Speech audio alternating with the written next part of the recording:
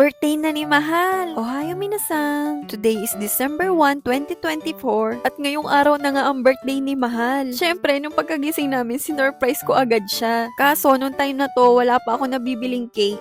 Kaya yung donut na lang muna yung ginamit ko. And buti na lang may donut nga pala kami sa rep. At sa mga nanghula ng age ni Mahal, yes po, 32 years old na siya. Tanda na no. Ngayong araw nga pala, dapat may lakad talaga kami. Kaso kahapon nga 'di ba, galing nga kaming Tokyo. And sabi ko sa kanya, sa isang araw na lang kami pumunta dun sa pupuntahan namin. Para ngayong birthday niya, pahinga na lang kami dito sa bahay. At sobrang napagod talaga ako kahapon sa Tokyo. At sabi ko sa kanya, ipagluluto ko na lang siya ngayong birthday niya. Para makapag-celebrate kami kahit dito lang sa bahay. Kasi kung umalis pa kami niyan, hindi ako makakapagluto ngayong birthday niya. Gustong gusto ko pa naman lagi ko siyang pinagluluto. Ewan ko ba, sarap kasi sa feeling pag nasasarapan siya lagi sa luto ko. At gusto ko talagang lutuin lahat ng mga gusto niyang pagkain. Siyempre, minsan na nga lang kami magkasama Bali, nakaplano na pala ang gagawin namin ngayong araw. At dahil dito na nga lang kami magse-celebrate, nag-request si Mahal na magluto nga ako ng spaghetti sa pansit. And bago pala kami lumabas, ay naglinis muna ako ng bahay. Para pag uwi namin mamaya hindi na makalat. Bali mag-grocery pala kami ngayon. And bibili na rin kami ng mga gamit na kulang pa sa bahay niya. Ay habang nandito talaga ako, ipupunuin ko na yung bahay niya. I mean, lahat ba ng makita kong kulang, gusto ko na agad mabili. Parang ako kasi ang nahihirapan sa kanya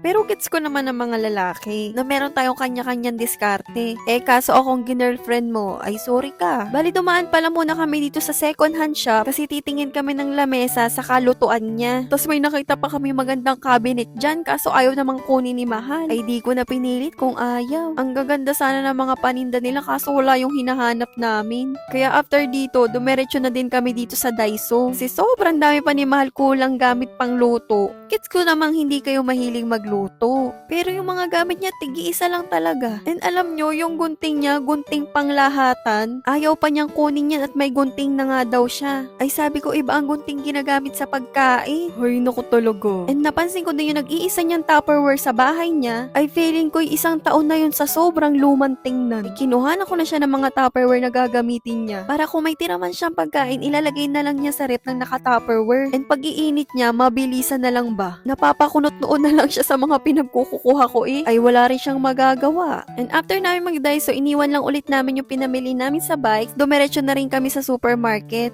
Bali mabilis lang naman kami dito sa supermarket kasi 2 putahe lang naman yung lulutuin ko. And yung pangpansit naman, nakabili na kami sa Don Quijote kahapon. Kaya konti lang talaga ang kailangan namin ipamili ngayon. Di pa tapos. Pupunta pa tayong home center. At dahil walang malaking lutuan si Mahal, ayan, napabili siya. Yung lutuan niya kasi sa bahay, pang prito laang. Kung mababa lang talaga, ay paano kung maluluto ang spaghetti at pansit? Tapos tumingin na nga din kami dito nung lamesang sinasabi ko sa kanya, para pag magluluto ay may pagpapatungan na siya dun sa gilid. Ayan, tingnan nyo, napakamot na lang siya ng ulo dun sa bitbit niya. Ay siya din naman ang makikinabang dyan. And after naming mabili lahat ng kailangan namin, nadaanan pala namin to isang store na nagtitinda na pancake na may palaman na parang munggo. Sayang kasi 2 flavor yung binibenta nila. Yung isang cream, tas iyan munggo.